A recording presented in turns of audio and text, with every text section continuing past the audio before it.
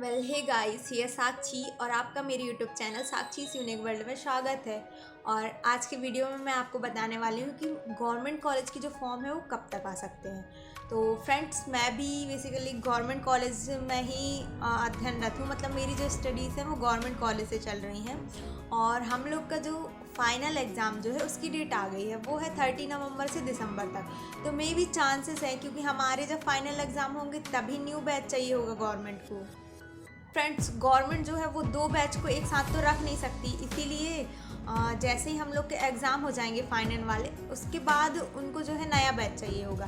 तो चांसेस है कि दिसंबर के बाद ही हो सकता है, जनवरी या फरवरी तक ही एग्ज़ाम होगा गवर्नमेंट कॉलेजेस का।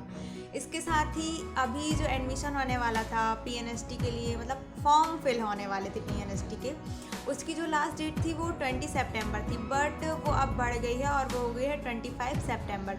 तो जिसने भी अभी तक अपना फॉर्म फिल नहीं किया है तो वो अपना फॉर्म फिल करवा सकते हैं। और इसके साथ ही हम लोग का जब एडमिशन हुआ था तो गवर्नमेंट कॉलेज में जो भी डॉक्यूमेंट्स लगते हैं, ऑटोनॉमस कॉलेज में जो भी डॉक्यूमेंट्स लगते हैं, तो मैं आपको वो बता देती हूँ। तो डॉक्यूमेंट्स, तो फ्रेंड्स, हम लोग को हमारे कॉलेज में एडमिशन टाइम ये सारे डॉक्यूमेंट्स लगे थे।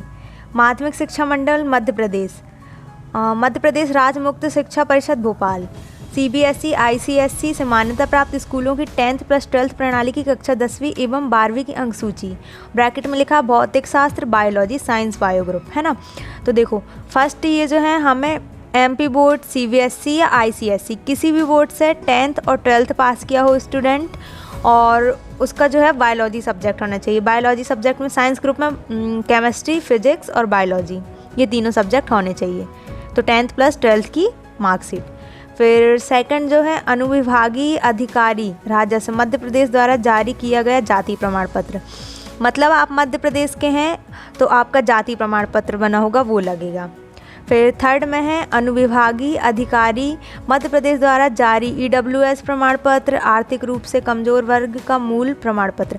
मतलब जो ईडब्ल्यूएस जो प्रमाण पत्र होता है, जो ब्राह्मण, मतलब कि जो जनरल वर्ग के बच्चे जो होते हैं, जनरल वाले बच्चों का ये ईडब्ल्यूएस बनता है, ओबीसी वालों का नहीं बनता है। तो ये जो जनरल वाले बच्चे हैं उनका अगर ईडब्ल्यूएस से सिलेक्शन होता है तो उनका ईडब्ल्यूएस वाला जो प्रमाण पत्र है वो लगता है। और ईडब्ल्यूएस का हिंदी में अर्थ होता है आर्थिक रूप से कमज़ोर। मतलब जो जनरल वाले जो भी बच्चे थोड़े गरीब होते हैं, मतलब अति गरीबी जो होता है, उनका यह कार्ड बनता है। फिर अगला है प्रदेश के किसी भी जिला मेडिकल बोर्ड से जारी किया गया फिटनेस प्रमाण पत्र मान्य किया जाएगा। तो ऐसा है कि हम जिस भी ज़िले से हैं वहाँ से हम अपना मेडिकल जो होता है मेडिकल बनवा सकते हैं, उसे भी हमें यहाँ पर देना पड़ता है। और गर्भवती उम्मीदवार प्रशिक्षण हेतु अपात्र है। मतलब जो प्रेग्नेंट लेडी होती हैं वो यह प्रशिक्षण नहीं कर सकती। फिर अगला है आशा कार्यकर्ताओं के लिए 5 वर्ष निरंतर कार्य का सक्षम अधिकारी द्वारा अनुशासित सेवा। मतलब जो आशा कार्यकर्ताएं होती हैं उनका ऐसा होता है कि वो कितने भी मार्क्स लेके आएँ उनका सिलेक्शन हो जाता है, क्योंकि और उनका कम से कम 5 वर्ष तक उन्होंने आशा कार्यकर्ता की पोस्ट पर काम किया हो। फिर अगला है पीएनएसटी की परीक्षा की अंक सूची, प्रवेश पत्र की प्रति, है ना।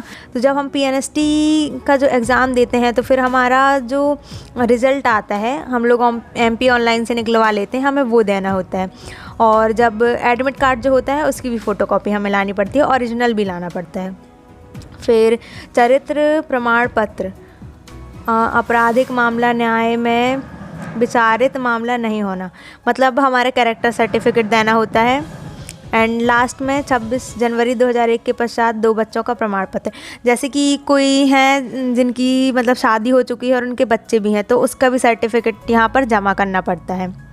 बाकी नोट, फर्जी दस्तावेज अथवा गलत दस्तावेज पाए जाने पर विभाग द्वारा बिना सूचना दिए प्रवेश निरस्त किया जाएगा।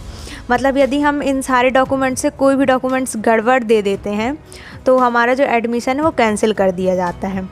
एंड एडमिशन के टाइम इन सभी डॉक्यूमेंट्स के हमें 3-3 बंच लगते हैं, मतलब एक ओरिजिनल वाला और 2 डुप्लीकेट, 2 फोटोकॉपी लगती हैं। तो ये हमें लेकर आना पड़ता है। ओरिजिनल वाले सारे डॉक्यूमेंट हमारे कॉलेज में रख लिए जाते हैं, जो कि जब हमारी ट्रेनिंग कंप्लीट हो जाती है उसके बाद हमें वापस कर दिए जाते हैं।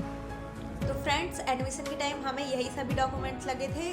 तो आपको भी यही सब लगेंगे। तो आप जिसके भी पास ये सारे डॉक्यूमेंट्स कंप्लीट नहीं है तो वो जल्दी से जल्दी अपने डॉक्यूमेंट्स कंप्लीट करवा ले, क्योंकि एडमिशन का जो हमें टाइम मिलता है वो बहुत ही कम मिलता है। वो हमें लगभग 5 से 7 डेज़ मिलता है। तो और अगर इस टाइम में कोई एडमिशन नहीं करवा पाता है तो उसकी सीट चली जाती है।